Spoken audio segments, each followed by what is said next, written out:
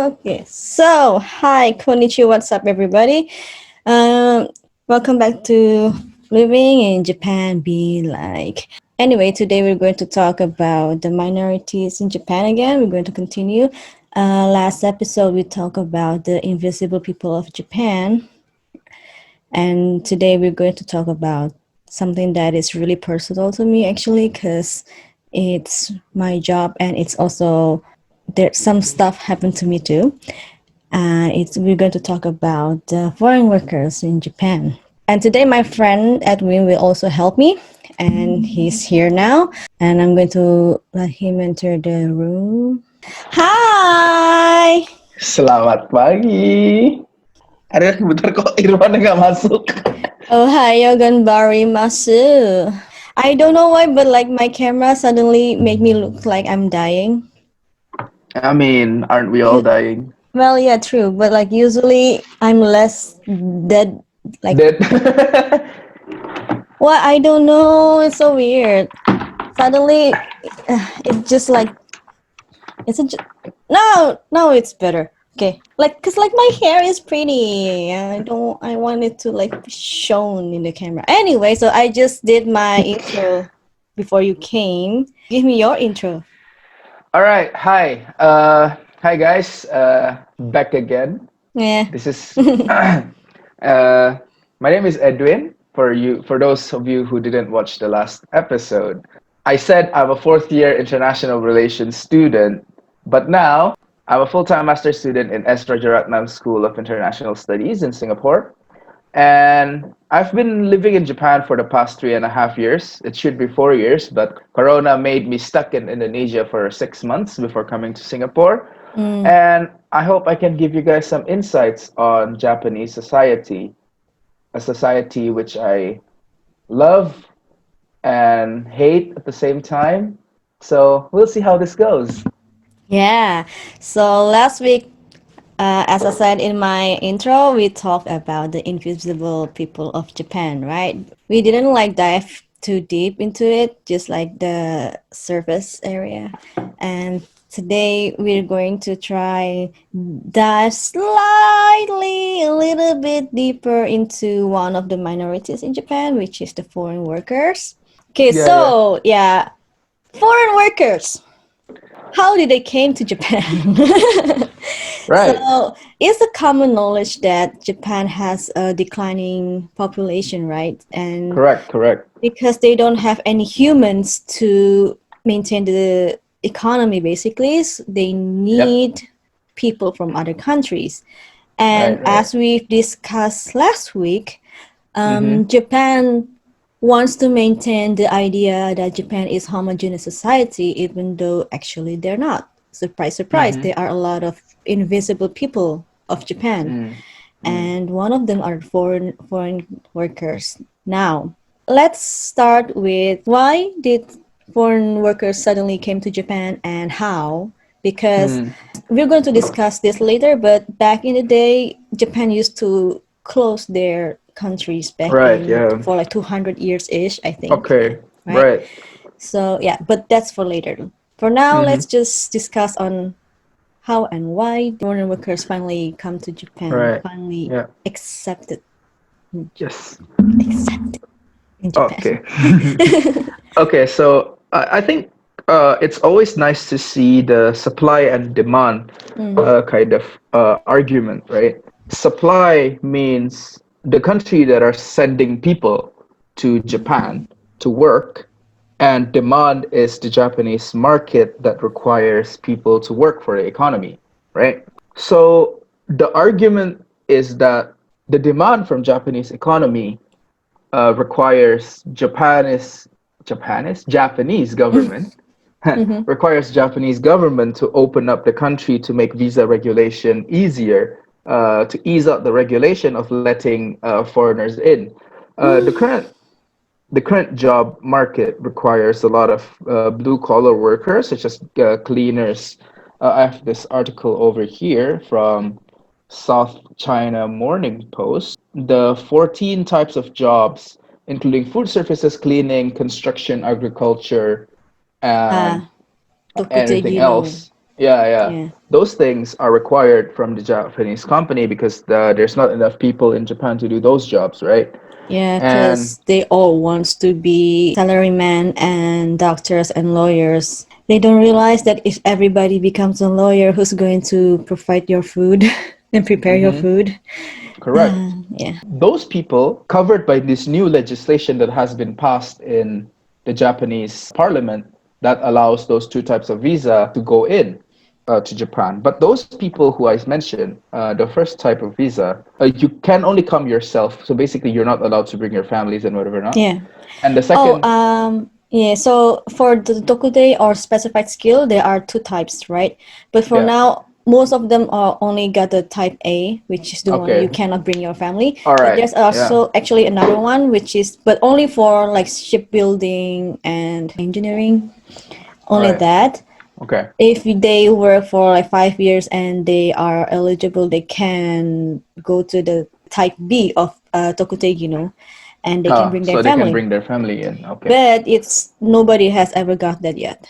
Yeah, Well, yeah, because the law is new and 5 years hasn't even passed, right? yes. Yeah, and the thing is, the second type of visa do have criticisms from inside the Japanese society itself. Yeah. This news article says, although this has led to domestic criticism, that the administration of Prime Minister Shinzo Abe has opened the door to enabling immigrants to settle permanently in Japan, despite the government's insistence they are only in the country temporarily and are not immigrants. People think that if they get this visa, they will settle in Japan permanently as immigrants. But the Japanese government, or rather the Japanese people at large, don't want this because they don't want immigrants in their land. Now, this will be covered in the further explanation that I will do. But yeah, that's from the demand side. The Japanese markets do demand a lot of people to work for their industries because there's a lack of labor in Japan. And there's the demand side. Sorry, the supply side.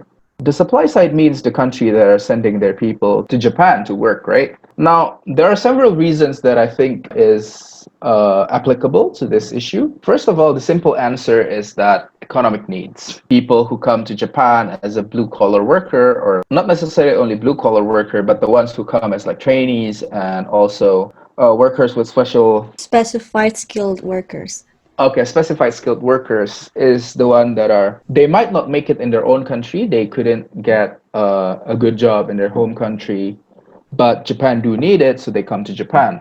Now, as much as the working condition might be not nice, as we will elaborate further, what happened is that Japan again is a first world country whose living standard is quite high, Hmm. and compared to living in your own country and work kind of like meager jobs with your skill set, you get a lower pay, and then going to Japan is almost always more beneficial because they need money.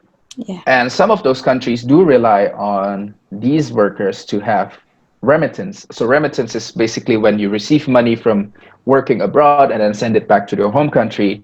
It increases the consumption power of that certain family, the or like the immediate family member of those people working abroad, and they boost the economy because the more you consume, the more you get income, the more you get taxed, and then those tax can be further invested in public goods. It's both macro and micro. So macro is the countries that have their people coming to Japan Mhm. is receiving economic development, but also micro level means the family members they do have an increase in living standards in their in their home countries, right?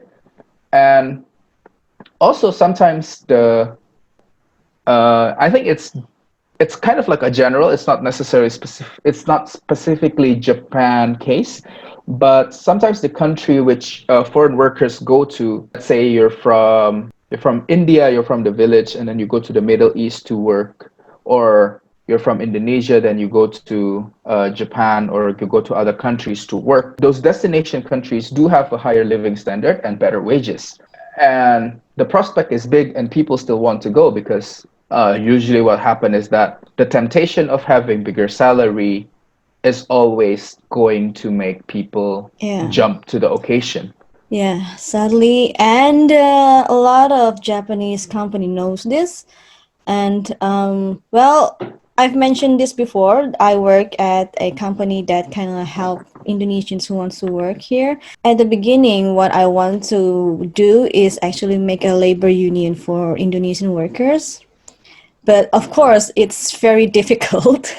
It's very difficult. I need the knowledge. I need the people. I need to be able to still stay here to help the Indonesians. But since it's impossible to do it, I pitched this idea to my boss, and they'll be like, "Ooh, yeah, of course, like you do it." And sadly, they also doesn't know anything, so we kind of like slowly try our best to help. I've worked for like 6 months already, and there are a lot of stories I heard from people who made a consultation to us, and the Japanese around me, they realized that how many supplies for humans workers we have in Indonesia, so they want to like target Indonesians to come to Japan. Right. Basically, they kind of see us as, of course, as a cheap labor. So for me and some of my Japanese friends, and of course my other friends in here, we call the specified skill visa as a slave visa.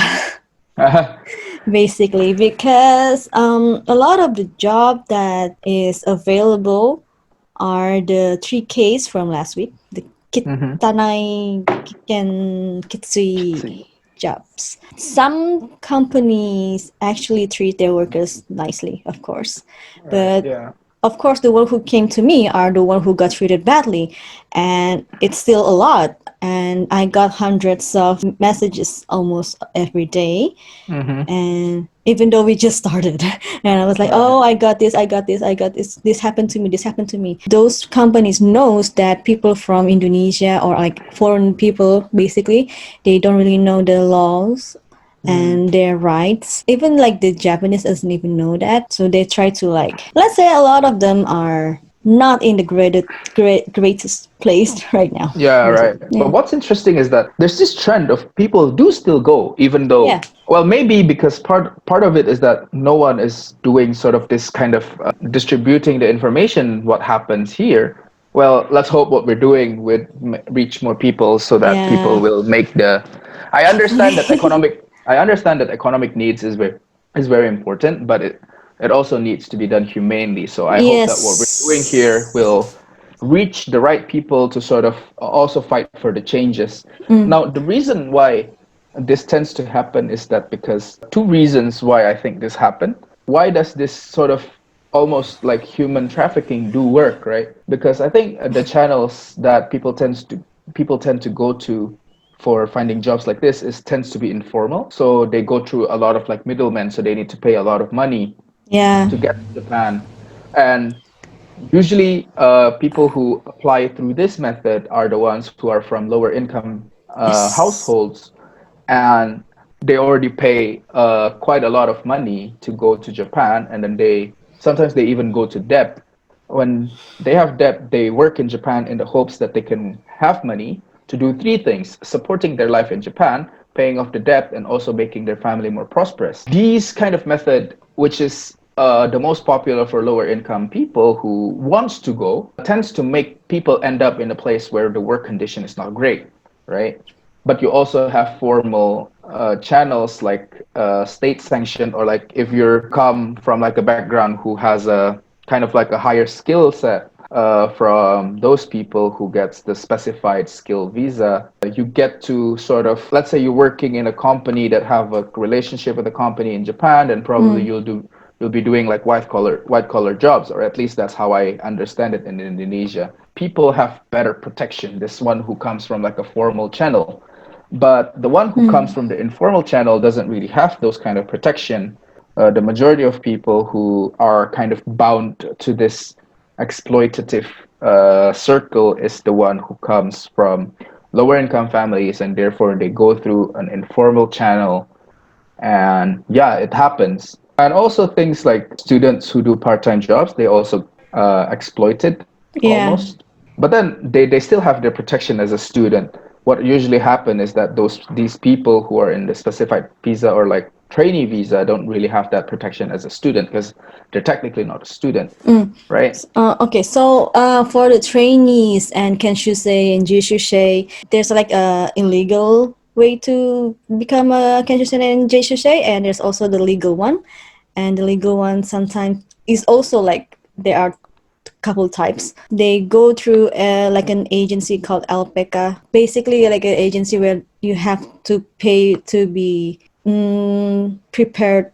They will teach you basic Japanese. They will teach you basic knowledge on Japanese, how to work in the Japanese society, and Right. they're going to send it to.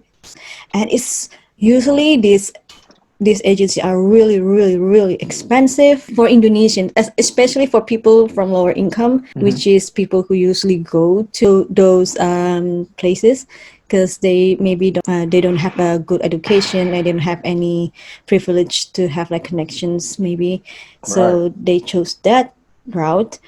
And now, this alpaca, well, the illegal one, of course, they came here as a tourist and they just escaped. That's the illegal Right. one. Right. And then there's the alpaca one, right? Alpaca, the proper alpaca, usually they Hmm. have this kumiai, which is like the labor union for them. They will like protect the workers, basically. They are the Right. mediator. They will help the trainees and also the company to like communicate and to understand each other. The proper one are usually they will be stay neutral and they will hear all sides when there's a problem. But the ones who came to me are the kumiais who are only siding with the company. Right. Of course. Um, Yeah.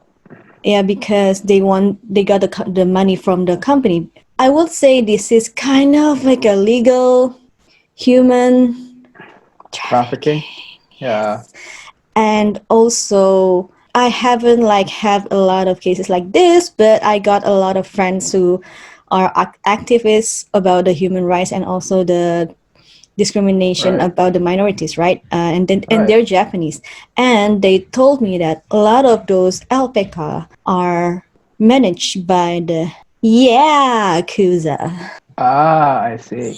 Yeah, so I That's don't know if actually I a can, I can say this on YouTube, but like I'll yeah demonetized. demonetized. Is it even monetized?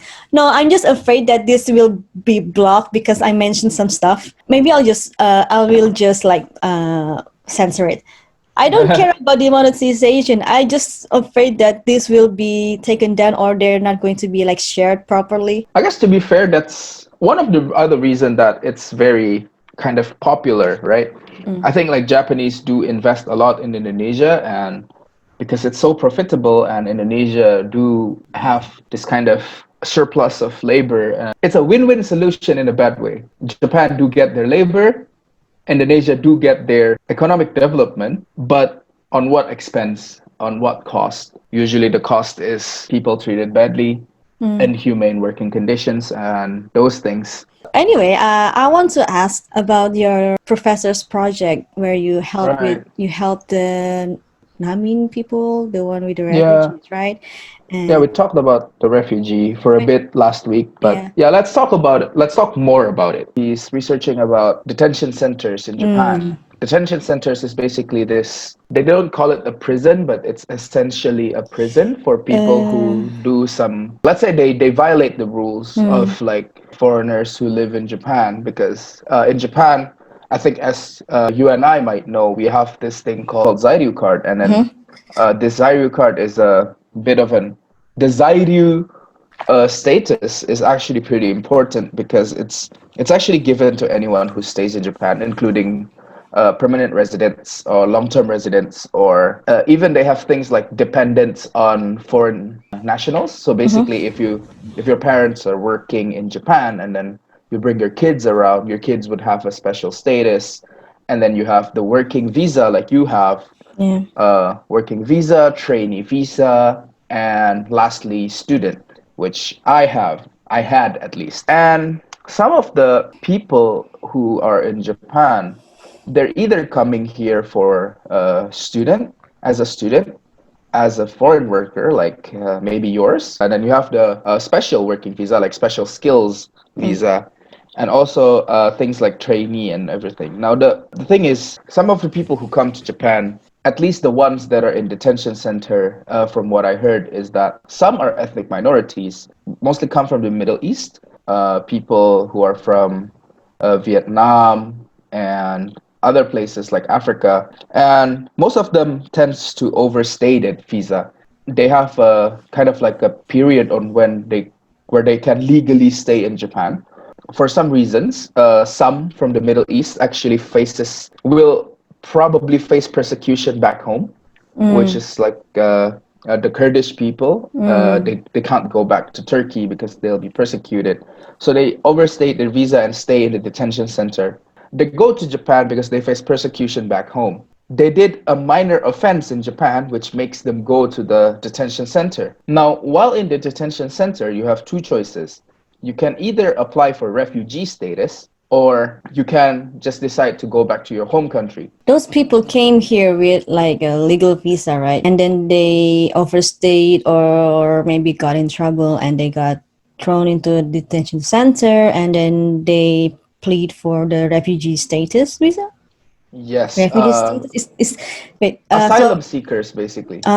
So is Yeah. it is so there's like it's called Namin, right? Namin visa.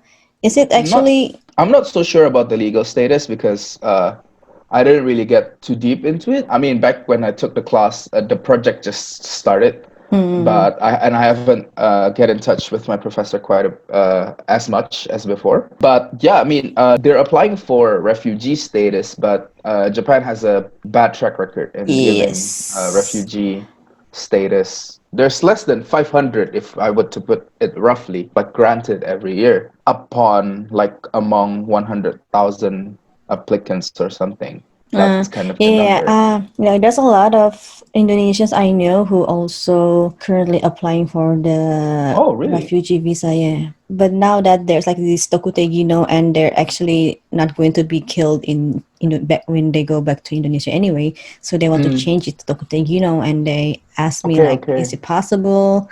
And I was like, you still have to go back to Indonesia to Right. do it. Well, that's interesting because I guess Indonesians, well, as much as I know, they face less threat of getting killed when they go back to Indo, right? Yeah, At yeah. least that's far as I know. But what is the reason that they applying for refugee visa? That's interesting.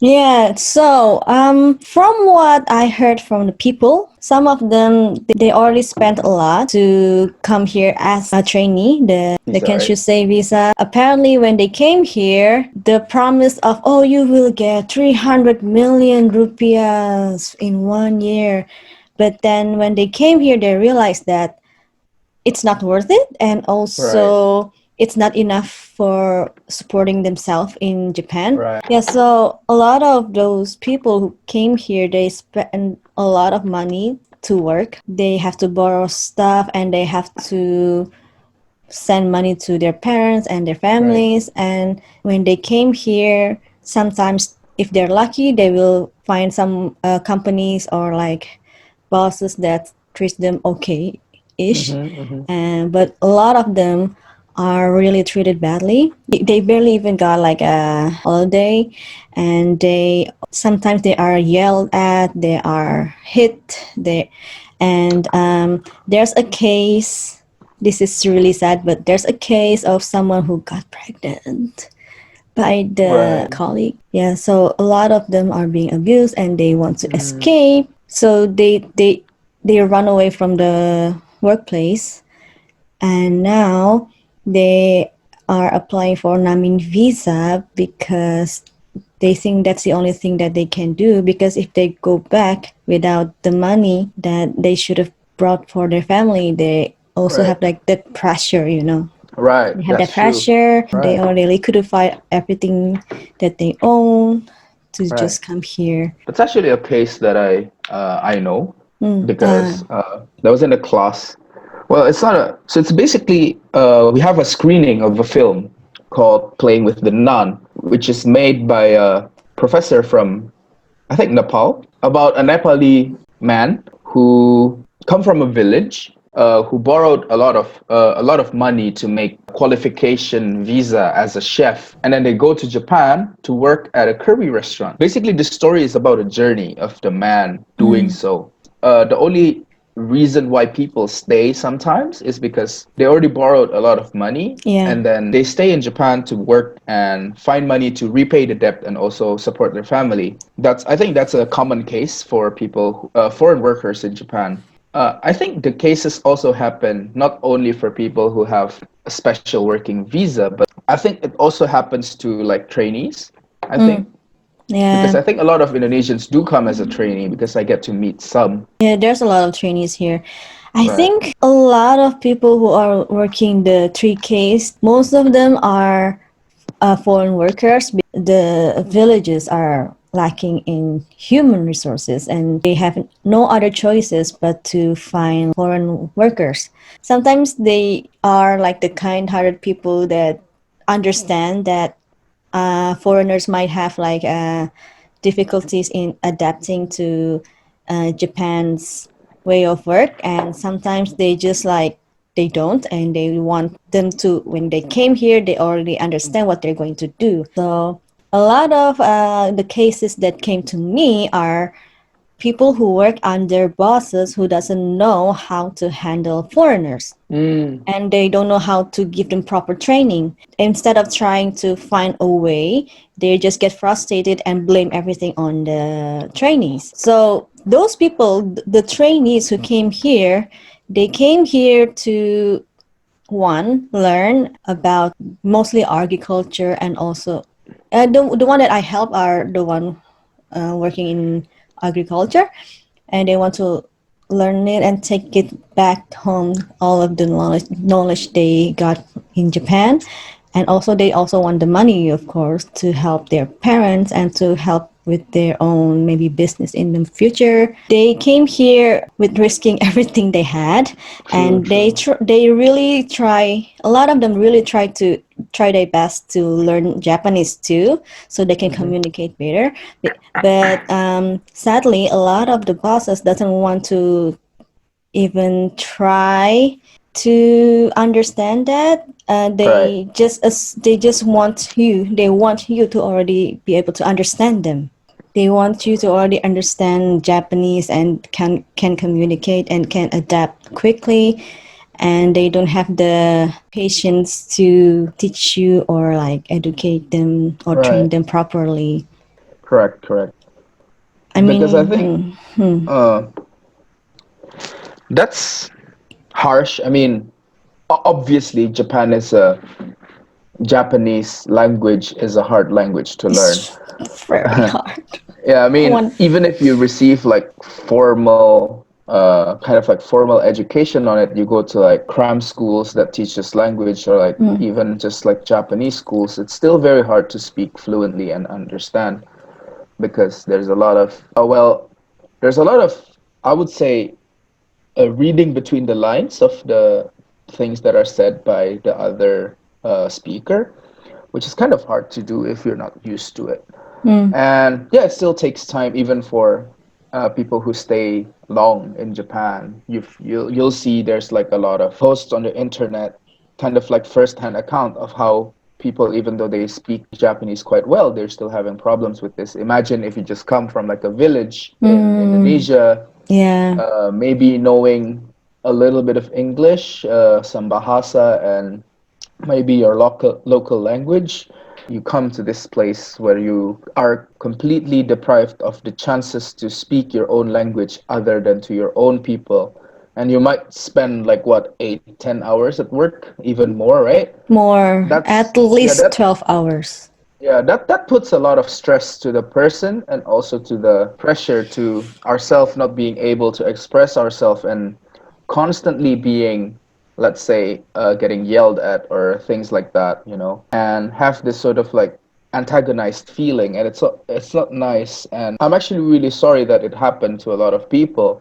But I guess there's like a bigger picture to this. It is a problem on its own, but it also have a bigger significance to it, which I think will be what we'll get into today, right? I got a feeling that, do you know Sakoku Jirai?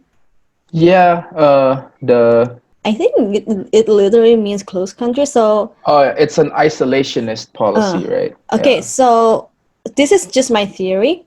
Hmm. But for those who doesn't know what a sakoku is, so basically back in Tokugawa shogunate, a very long time ago. Which is like Uh, what, six from the 1600s. yeah, I guess so. Yeah, From the I just did a 1600. quick I just did a quick wiki search.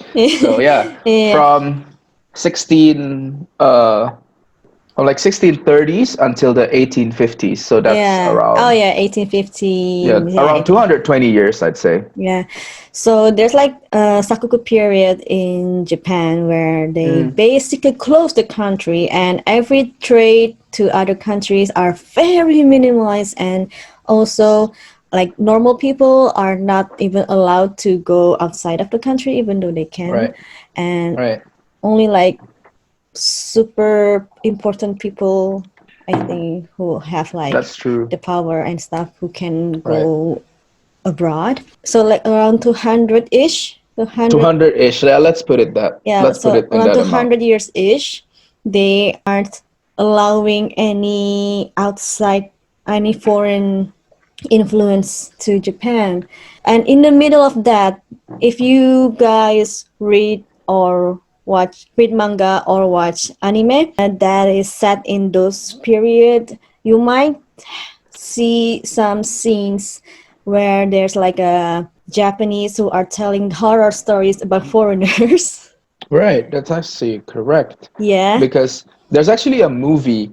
Mm, It's not necessarily about foreigners, but it's set in that time. mm, It was actually a movie by Martin Scorsese, which is a very famous movie director, and I think the movie is called Silence. mm. It's a movie at 2016, and it's about priests, the Jesuit priests, missionaries from Portugal, who come to the southern part of Japan to sort of spread the Bible, spread the I think I gospel, know but that one. are still some kind of like very minor interaction happening with the outside world. Super minimalized. Yeah, what's interesting is that you have things happening in the most bottom level and the most top level who actually get to meet some of foreigners and exchange technology. That's how Japanese get guns, basically. Yeah. And there's also this small port in Nagasaki called Dejima, Mm-hmm. and it's basically a trading port with the Netherlands. Fun fact, the Netherlands that come to Japan actually comes from Indonesia,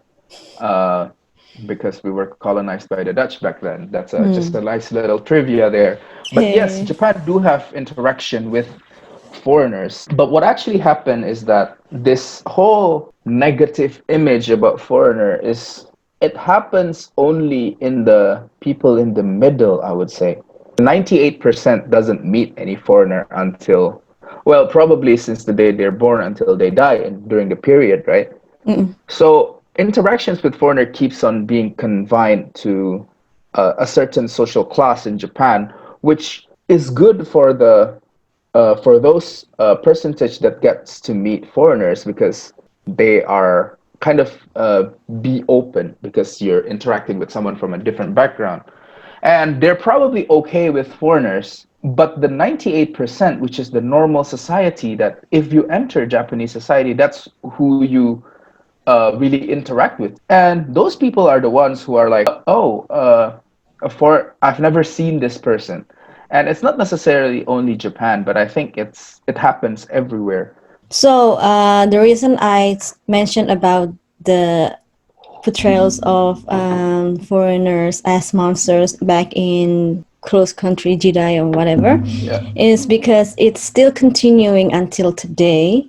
Of course, maybe there are less people who believe that foreigners looks like monsters and stuff, but because of that, and this is just my speculation, but I think because of that they cannot trust like foreigners, they are afraid of foreigners maybe because they're not used to foreigners, and they grew up kind of believing that foreigners are very different and can be scary, because I think that's just human nature. When you don't know something, right.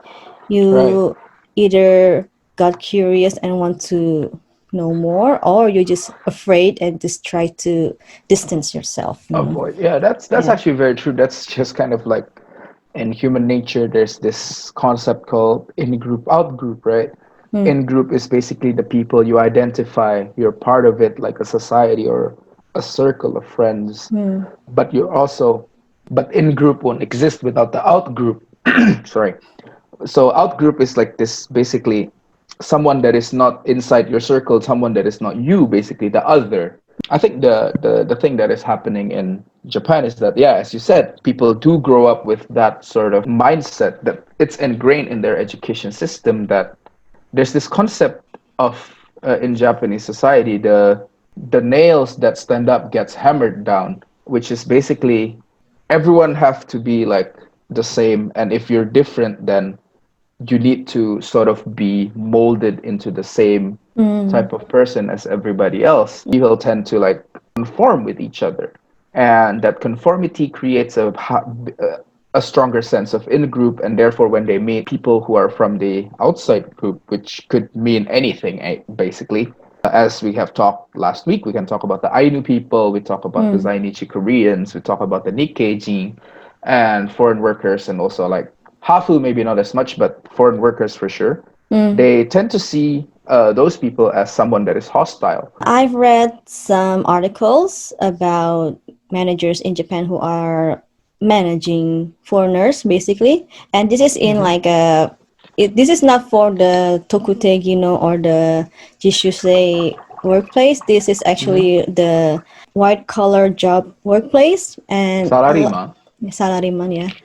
A lot Okay. of those manager who are Japanese, of course, because Yeah. it's kind of difficult if you're not Japanese to become a manager. Mm. But basically, those Japanese managers who has like foreign subordinates, they already have that mindset, right? Some of them, Mm. and since most of them can only understand Japanese, it kind of makes them frustrated and stressed, and because they cannot understand why is this gaijin doesn't understand that they have to wait until the boss went home. Why are the gaijins are so easily changing their jobs? Because like in Japan, when you sign up for a job, most of the time you don't quit.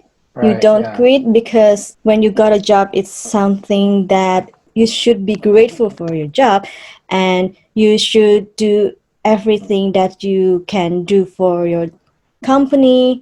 Basically, you're selling your life for your company, you're signing off your life for your company, and they will expect you to be loyal and just do everything that you can for the sake of company. Most foreigners doesn't think like that, because most foreigner doesn't think that, or at least me, I work to keep living, but I don't live for work. So Yeah. Yeah. I'm like, I do need jobs, but if the job is making me feel like I don't want to live anymore, then why should I keep on Right. being at the same job, right? I guess that's a. I guess in this case, it's a the kind of a different perception or like different understanding about how what work is, Hmm. right? I think in Japan you have this system called lifetime employment. People who are enjoying this lifetime employment is only accounts to maybe 30-25% of the whole Japanese society.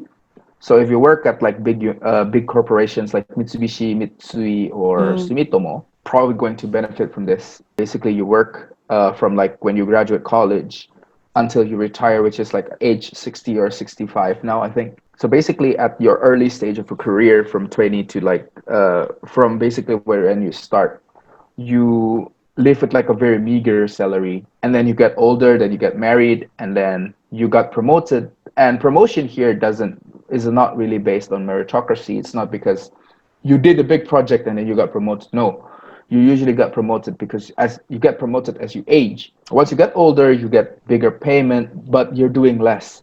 So basically, it's like a reverse subsidy kind of thing. The younger people gets paid less so that the older people can get paid more. And you also, I don't want to use the word trap to make you stay at the company. the company do spend a lot on like on the well-being of your family almost. It cultivates loyalty to this company, and the company becomes your main identity almost. The company is basically your life, as you said. The fact everyone, majority in Japan, do work like contract jobs or like part-time jobs, and they don't receive these benefits at all. They work in companies with less than like 50 employees or so, Mm-hmm. and they do kind of get bad treatments. And foreign workers do usually fall in the second category, the majority category, which is not known. You know, like people working in factories, people working in like small companies that usually small companies are kind of a subsidiary from like a bigger company. Mm.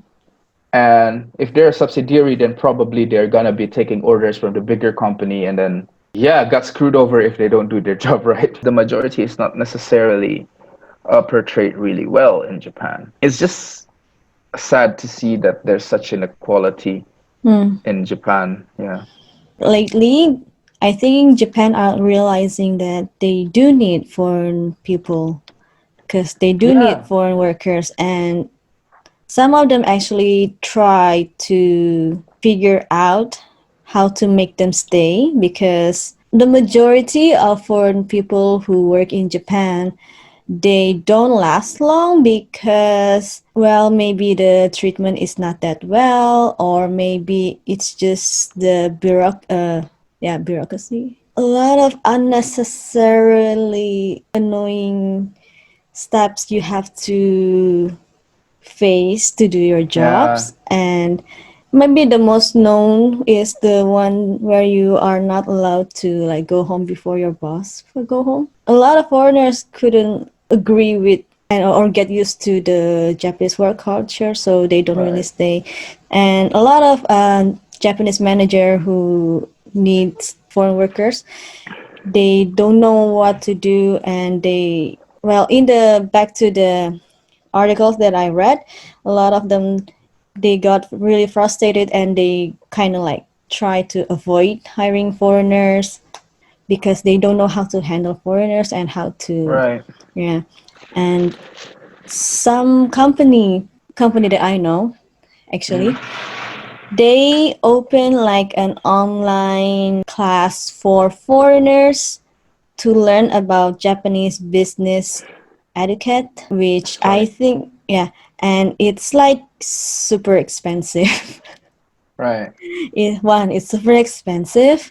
Two, maybe rather than asking foreigners to change, maybe you can try to adapt to because like they want more foreigners, but they want them to become like Japanese, but they don't really want to change themselves, which I think is kind of like imbalance. Why can't you just meet in the middle, you know? Most of the foreigners who work here, they want to like learn more about Japan. They want to learn more about Japanese work society and stuff and nandoka.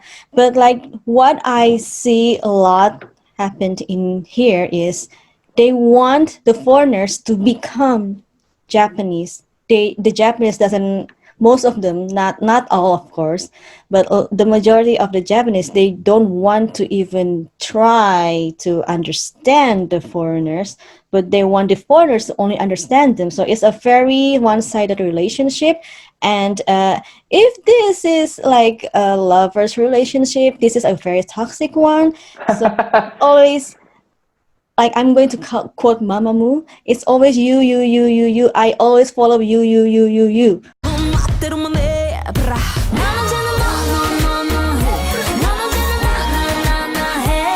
It is very unbalanced, you know. So Right. that's the reason why the foreigners doesn't even want to continue. They're not loyal to the company because why should I always follow you and you never want to even try to understand me? That's true. So that's why they be like sayonara, baby. All of the Japanese, they are just like surprised Pikachu when when they see foreigners who just leave the company just like that because they're not being treated properly, and they'll be like, Yeah. "What? These foreigners are not grateful towards us. They are not loyal." Like my previous boss. So I actually quitted the job because it's also not a very legal. Yeah. There are some illegal stuff that I'm not comfortable with, so didn't want to continue that. And she's like, "Oh, you foreigners, you don't respect education. You're ungrateful. Now I cannot even trust Indonesians anymore." And I was like, Be like, okay. I don't want Japan to change. I just want them to try to understand. I just want them to see other people's perspective, not just from their perspective, you know? Right. Because if it's just always like one person who's doing everything for this side, then of course they will not want to stay. It's very toxic, Yeah, that's right? correct. Again, I hear a lot about these things, but I've never experienced it myself. So I'm really sorry that it happens to you. It happens to a lot of people. And I do hope what we're doing here can reach a lot more people who gets to hear this and understand what are the problems that foreigners are experiencing in Japan, I'd say. Just a disclaimer before I answer this. This is also only my observation. Mm. But what is happening now is that Japan has this sort of pride, kind of perpetuated by the theory, as we mentioned last week, not Mm. last week, whatever, when we talk about minorities in Japan, Yeah. about the Nihonjin Ron, which is basically Ah, like yeah. a theory of notion of Japaneseness. They feel like they're unique, and it's something that has stayed for such a long time that you can't just change it, kind of mindset, you know. Combine that with the fact also that Japanese do tend to think of themselves as conforming, like a homogeneous society in which there's no minorities in Japan. They sort of have this illusion where you think that it's only us, like we only need us. Oh my God. Yeah. Yeah. Yeah. In fact, that's not the case. Recent research has shown that Japan is actually ramping up the effort to increase the number of foreign workers to come to Japan and work the jobs because Japan's population is declining and also the low birth rate and everything. So they need more people to work in Japan and sort of run the economy. The reason why it couldn't mix is because I feel like there's different spheres in Japan society. Like you have one sphere who are filled with people who are like, oh yeah, it's okay, foreigners okay, like we get to like do intercultural Mm. communication, or like they just accept foreigner as they are. And luckily, I was part of this circle in my school, and so I get to meet a lot of Japanese who are nice to foreigners. They want to Mm. know more about Mm. kind of like what's happening in the world, basically, Mm. kind of like what is kind of just trying like to make sure that it's not they're not confined to their own bubble. But then Mm. you also have like the typical Japanese, probably like middle class Japanese who works in employees. Basically, what I say, like the majority, who are like kind of indifferent almost to like foreigners. Like even if the foreigner doesn't exist or it exists in their circle, it doesn't matter Mm. because they just get to live their life. Mm. But then you also have sort of like another circle who's very resentful, who rejects foreigners. Mm. And those tends to be like older people who probably grew up in like the 70s or 80s. So basically let's say they're maybe around 60 to 70 at this point, and they do have sort of like an idea that oh, foreigners are bad, and because it's Foreigners are just lazy yeah, and yeah, it's just stuff. yeah. What happened in Japan is that this last circle that I'm saying is the one that is controlling the government, because if you see that the Prime Minister Abe, or like Ministry of Defense Taro, or like basically all the people in the not all, I mean like The they do have powerful one? yeah, the powerful people who controls the country, they tend to be people from this circle who are older and have this notion. So they're okay with letting foreigner in. It's just they are trying to keep it to a minimum. Mm. What I'm saying, keeping them to a minimum, is keeping the assimilation of these people to the Japanese society as little as possible. You're working in a store, let's say there's a factory and then there's a store in the front. you would always put like the Japanese people at the front, the store, kind of like showing all the good things and whatever not, and just kind of like do the job. While in the factory, probably all of those who's working is like foreigners. So they're trying to keep the Yeah. interaction to a minimum. Yeah. And by doing so, you sort of perpetuate this idea that not foreigner is bad, but it's just like some people do think that foreigner is bad, but to make it a bit softer to everyone, it's kind of like more a more encompassing thought is that like it's just different. Like they tend to think about everything as different, like different sphere that won't meet. Sometimes it's taken a step further. A step further, as in like, okay, it's okay if you have two circles that don't meet. They'll probably stay neutral.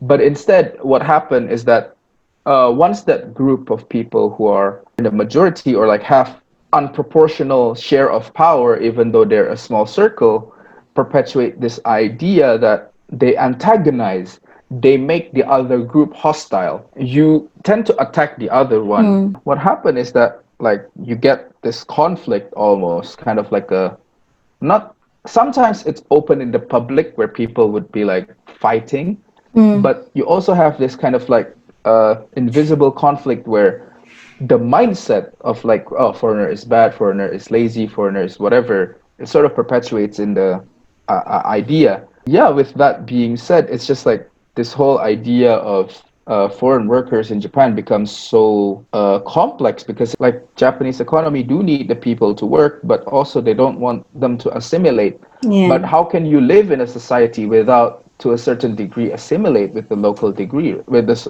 local culture, right? But then the host, which is the Japanese society, some of them are open and some of them are not.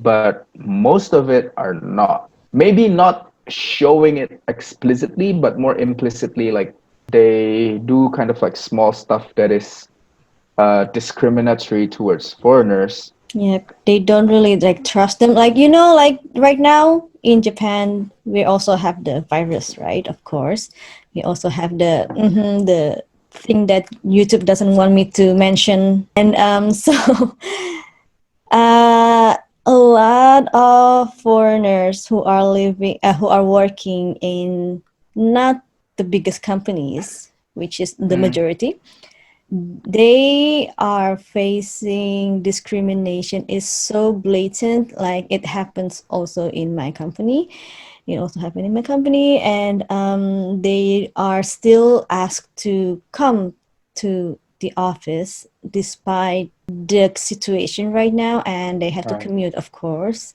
Yeah, a lot of those companies, they don't like let the foreigners to work at home because they want to see that the foreigners are working. This is actually something that my boss said. The So I work at like a small company. It's kind of like a startup, and on top of the startup company, there's another startup company, and there's another startup company, and the head of the everything. So basically, all of the other companies who are consist of Japanese, of course, they are working at home. But for me and the other Indonesian, we still have to go to the office, Right. and almost every day is empty because, Mm, of course, they are working at home. But we still have to go there. And at the beginning, they didn't even let us hold the key to the office. So I've told you a gazillion times already how we cannot even come inside the how we cannot even come inside the office because we don't have the right. key and nobody's there yet.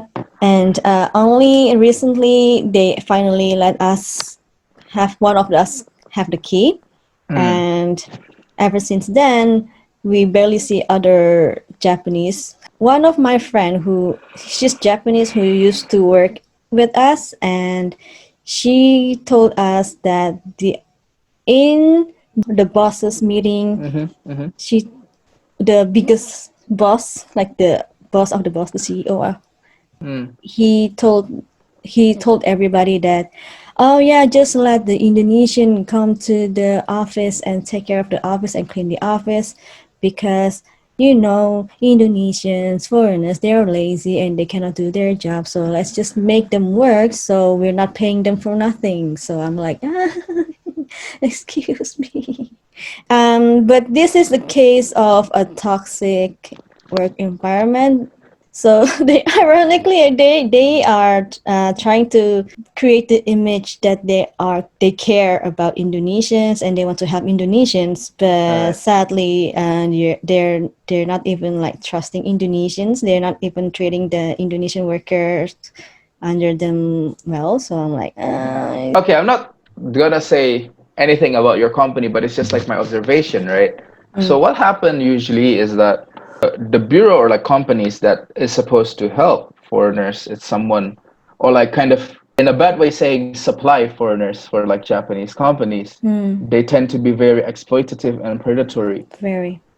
And what happened is that uh, yeah, those people are kind of tricked into a contract that is very disadvantageous towards them, and sometimes they don't even provide translation. It's all written in Japanese, Yeah, true. and if you don't understand Japanese, then basically You're you're screwed. Yeah, and that tends to happen with even more, I think, even more to people who work blue collar jobs, like the trainees and whatever not. They tend to be bound by a contract it's that very is very unfair. unfair towards them. Oh my god, it's already one. Why? Okay. Yeah.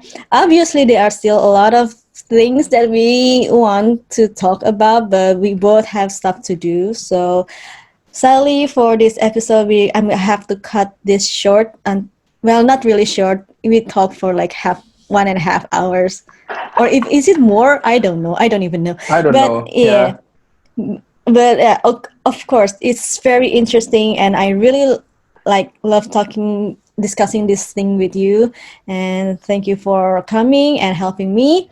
And actually for next, I'm thinking that maybe we can try to talk about the foreigners in media. Right. Yeah, we can do that. Yeah, That's I actually kind of, very. yeah, because there are some shows that's kind of like concerning and kind of like have a Yep. dangerous impact for foreign people, for Right. foreigners, Yeah. because they are portrayed in a very negative way. Let's just say that. And yeah, so that is the topic for like the next episode of Living in Japan. Be like, I mean, for now, I just want to focus on the minorities basically, but maybe like one day we can talk about the happier ones. the more, but like yeah, I mean, again, I'm making this series not to bash on Japan. I just want to like, hey, this happened, by the way. Yep. Yes. Yeah, this Another this disclaimer as yeah, it's a usual. disclaimer as usual. We're not heading on Japan. It's just it Yeah. happens, and We're informing of what happens inside Japanese society that might not be as well known yeah. to people. And yeah, I hope after watching this video, instead of like hating on Japan, you could help making Japan a better working place for people. Mm. Because again, I really like the country and I hope it can be better. Mm.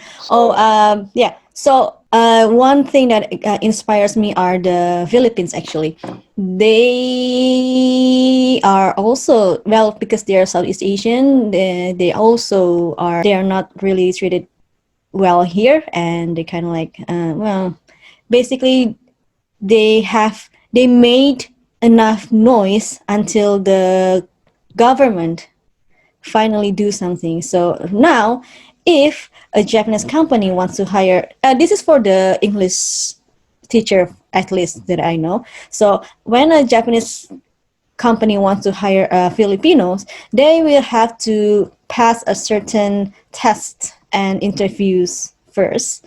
They are being screened by the government, from the Philippine government and also the Japanese government, and there's like agencies, and the people who make the noises, they are being heard finally by the governments, and they did something. So I guess the reason I want to make this kind of vlogs and chats about the working in Japan and like the minorities in Japan and how right. they're treated is maybe one day our government, or maybe the Southeast Asian government, or maybe the Japanese government can finally realize that, yo, if you keep treating us like this, we ain't gonna stay here, Work. work here anymore, Yeah. or something. Like, you have to, come on, just treat us, it's like, just treat us like normal human beings, please.